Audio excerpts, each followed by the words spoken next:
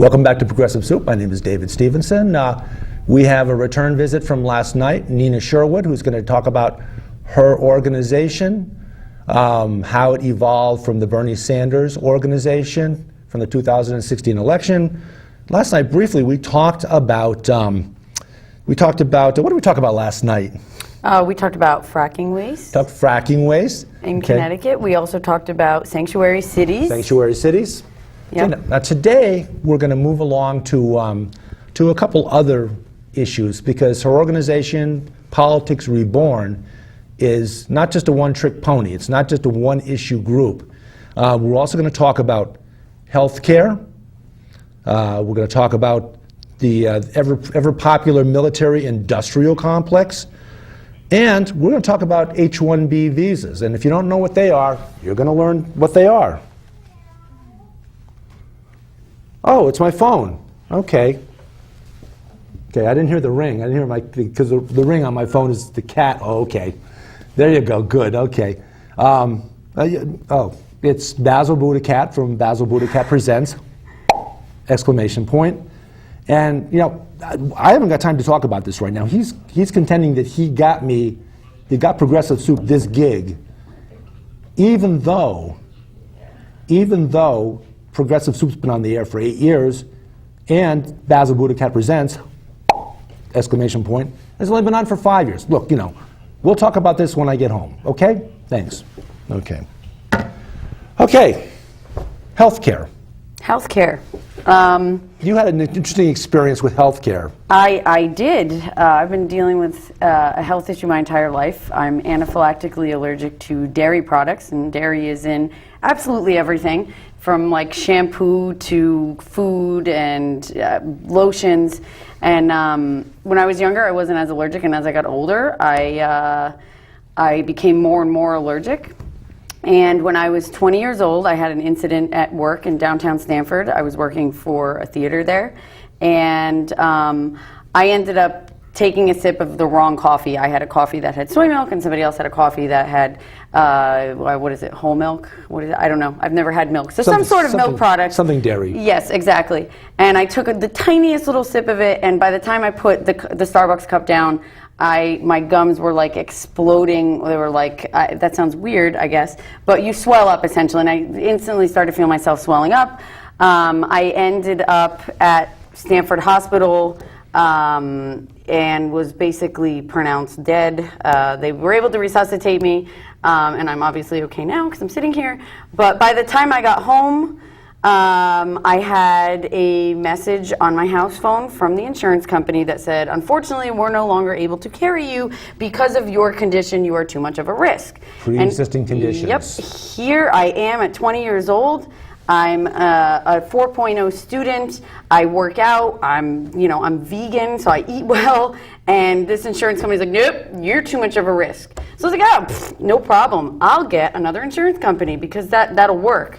And so I got another insurance company, and they had me go to the doctor, and they tested my blood. It turns out my blood work showed how allergic I was to dairy, and they dropped me. And then every single insurance company I tried after, I was like blacklisted. So word got around. Word got around. They share. Sort of like on the old Seinfeld show where Elaine goes to the doctor, and the doctor, she complains about something, and the doctor marks on her chart, difficult patient. Exactly. And word gets around to all, none of the doctors will see her because she's a difficult patient. You were a patient which might actually cost them some money. Right, but that's their job. That's what they say they're going to do. They're there to, just in case something happens, they're going to protect us from having to pay. That's why we pay our premium. Yeah, apparently, that's not how it works. And so I spent a few years actually having no insurance because nobody would cover me. And I started out with the ACA, knock on wood that happened. Affordable Care Act, yep. Yep, there were times where I didn't have insurance and I came across dairy and I was going into anaphylactic shock, and I would go to the hospital and sit outside the emergency room so that if I passed out from anaphylaxis, that's when I told the person I was with to bring me in. Because I didn't want to step foot in a hospital without insurance, because that's $10,000, $20,000 that I don't have as a college student getting 2 degrees and taking loans out for school, which is another story. But so the ACA helped me a lot. I was able to get insurance through the ACA, and within a year and a half, my insurance was at like $250. It went up with the ACA to over $500. That's per month. Per month. With the subsidy. Yep. So I'm at a point in my life where the ACA is not the solution. And I'm not saying it was bad, it's not a bad step, but I think we as Americans need to say that healthcare is a right, that because if you don't have money or means, that you can't, that you still have access to healthcare. That is a fundamental thing that the richest country on earth should be able to provide for its citizens. And the ACA keeps a bankster between the individual citizen and their doctor. And I think we need to get rid of the bankster completely. That's what happened in the 1970s, when, up until then, basically we had Blue Cross Blue Shield as a non-profit organization. In the 1970s, all of a sudden, president by the name of Nixon, and I'll say a couple of good things about him. He opened the door to China, he opened dialogue with China, he opened dialogue with the Soviet Union, and I guess if you're a conservative person, you could do these kinds of things and you could do them, whereas if it were a liberal president, everybody would say, oh. But at any rate, so Nixon ushered in the era of HMOs, health maintenance organizations. And this is when this whole problem began to unravel, because you have HMOs that have on average a 30% overhead. We could have had, now the Affordable Care Act did everything except for take the HMOs out of the equation. It gave us access to health care even with a pre-existing condition, and I know that, so I thank it for that. and I know you're carrying an EpiPen with you. Absolutely, I don't go anywhere without it. And those cost about $600 a pop. $600. And they're only good for, their shelf life is I think 3-4 months, and then you've got to replace it anyway, because they're not as effective after that point. But just a few years back, the EpiPen was $200. Yeah. I mean, it's highway robbery on the basis that people absolutely need these things. And I think as the richest country on earth, and we pride ourselves in being good to everybody and being equal and having a democracy, we don't have a democracy when it comes to our health care, because the vast majority of people in this country actually want access to health. Forget about access. Everybody has access. So you have access. You could buy a Porsche or a Rolls Royce. You have access to that, but you can't because I don't know what your income is, but most people can't. So having access is not the answer. The ACA gives us access. It provides a tiny stipend, which, to be honest with you, hasn't been covering enough given how fast healthcare premiums have increased. And so I think that we need to come up with a solution that, here's a big secret. Almost every single first world country has figured this out except for us. We're still giving money to an in-between guy, I call them the bankster, and they're making, the insurance industry in this country is making billions, trillions of dollars off of denying people health care. And the fact that we've continually institutionalized that. The Affordable Care Act got us to that point where at least people cannot be denied based on pre-existing conditions. But that didn't solve the cost issue. Nope. And if you didn't have the HMOs, who, by the way, they don't want, folks use the argument that we don't want anybody getting between you and your doctor. Well, that's exactly what the HMOs do. They get in between us and our doctors. They're the ones that are by denying us coverage, that by forcing doctors to do things that they don't want to do, forcing doctors to do scads of paperwork rather than just treating their patients. Yeah. So my story is a lot less involved and a lot less dramatic than yours, unfortunately. I have, not personally, but I have a family history of heart issues. So I was denied coverage not because I have a heart issue, but because my father dropped dead, may God rest his soul. And there's a couple other people in my family that had heart issues, But because I have a family history of that, I was denied coverage until the Affordable Care Act. Now, the question of other countries versus the United States, the first misunderstanding is that health care is better in the United States. No, it's not. No, it's not. Sorry, it's laughable. No, It it's is not. literally It is laughable. not. Every other of the 30-plus in so-called industrialized nations in the world Yeah. all have better health care. And how do we know that? What's our measurable statistic? Longer life, better quality of life, lower infant mortality rates. We're number one in all of these. In first world countries. Oh, they're all ahead of us. They're all ahead of us. We're number one on all the bad things in first world countries. I'm literally ashamed of our country, and I think that we need, as progressives, we need to really push hard to change the dialogue away from, oh my God, let's save the ACA. We need to be pushing for single payer 100% of the time. We need to change the dialogue, because we find with this issue in particular, it doesn't matter if you're Republican or Democrat, everybody thinks that they themselves deserve health care and that their neighbor does. Nobody wants to step over somebody that they know on their way to work who's dying in the street of cancer, because we do know that the number one reason for foreclosing on houses is because of medical bills. And we are... I'll vouch for that. I'm a realtor, and by the way, real estate been very good to me. Yeah. So, by the way, in answer to your question of how am I doing, I'm doing pretty well, but I'm not here because of how I'm doing. Yeah. I'm here because of how my family, my friends, my American compatriots in the country that I love are not doing well. Right. And are being screwed because we do not have a single payer system under Medicare where everybody gets basic good coverage, which extends lives. You know, maybe there's some exotic medical procedures that generally confined to men, by the way, that the wealthy can afford. They could afford them no matter what. But what everybody deserves as a human right is to have good basic health care. Preventative medicine, particularly, where we get checkups, so we don't run into situations where we find out that we've been suffering from an illness for 6 months and didn't realize it, and then it's too late, or then it becomes very expensive. End-of-life issues are incredibly expensive in America.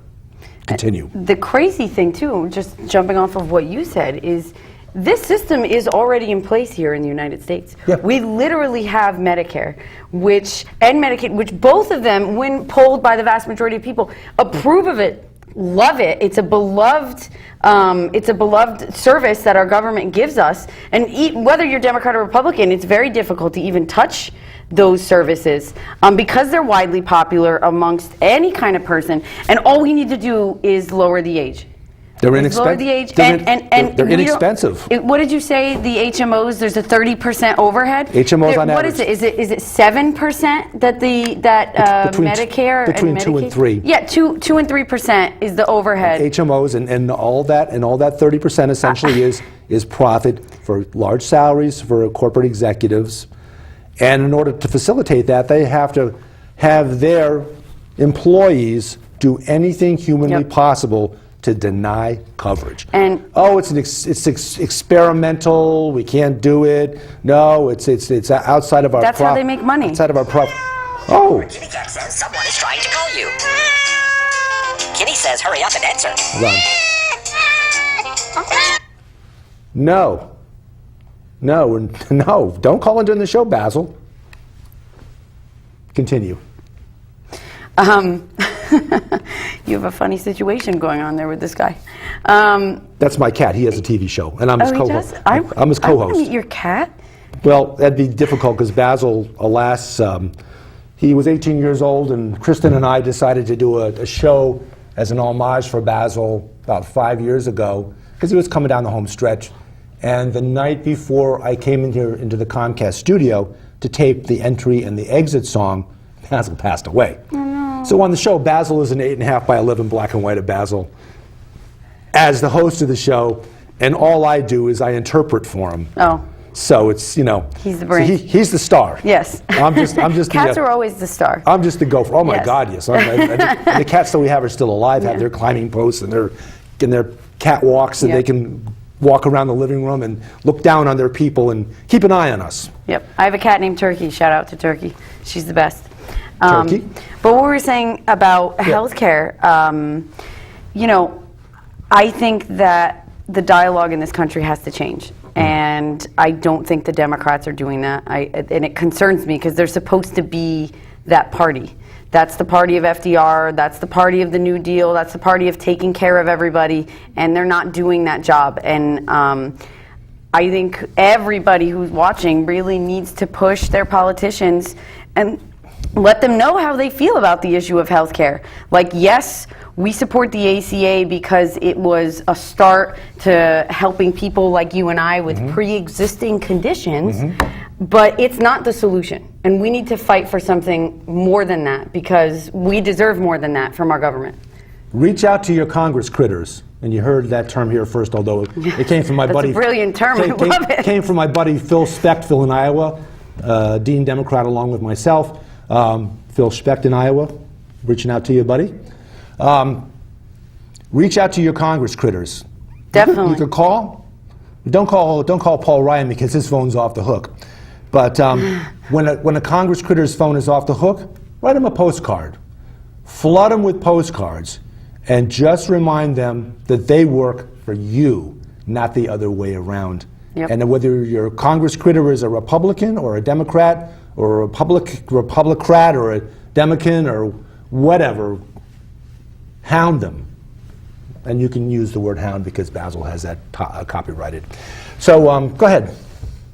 So, you know, about healthcare, I just think that we need to demand more and we deserve more. And I think that we obviously have the infrastructure in place within our government with Medicare and Medicaid to just lower that age and start providing services for people so that we don't have people who are losing their homes because of medical bills, and we don't have people making billions of dollars off the backs of people who are struggling to pay their premiums. So I just think that this is a no-brainer, and the Democratic, I mean, the Republican Party, we all know the Republican Party is not on board with any of this. Well, they're bad. They're bad. But We know they're with bad, the but Democratic you got to Party, have one party out of the two at least be good. Right, and we need to make them good, because even within the Democratic Party, you see the pressures of special interests seeping in and creating the dialogue, which is why we ended up with the ACA without a, without a public option. Senator Lieberman. Joe Mentum. What happened to Joe? Joe Mentum, and just a quick review, because we did a show here. Painful. We did a show here a few years ago where we did the empty chair Joe Lieberman. We did that before Clint Eastwood did his empty chair Obama. So he stole our idea. Clint Eastwood, give us our idea back. We had the empty chair Joe Lieberman, and Lynn Tabersack and James Root sat there with us. Turn this cat on. We did the empty chair Joe Lieberman, and Lynn Tabersack and James Root and I questioned the empty chair. And that was a lot of fun. So just ignore. Yeah. Pay no attention to that cat under the carpet. And the crazy thing, too, is that we say that we don't have money for this. And that's everything. We don't have money for school, and we don't have money for health insurance, and we don't have money to protect the environment. But when it comes to the military-industrial complex, when it comes to defense, we have exorbitant amounts of money. There's nobody even questioned it. Before we jump on them, just a quick shout out to one Congress critter that's definitely on our side and on your side on the health care issue, and that is Senator Bernie Sanders. Absolutely. Now, I'm not going to get into why he should be president and how he would have kicked Trump's arse if he had been the candidate. God. If he had been the candidate, because everybody wanted an outsider, and if they had a choice between the orange-haired outsider and the flailing, extravagant, but absolutely truthful outsider, they would have taken the honest one.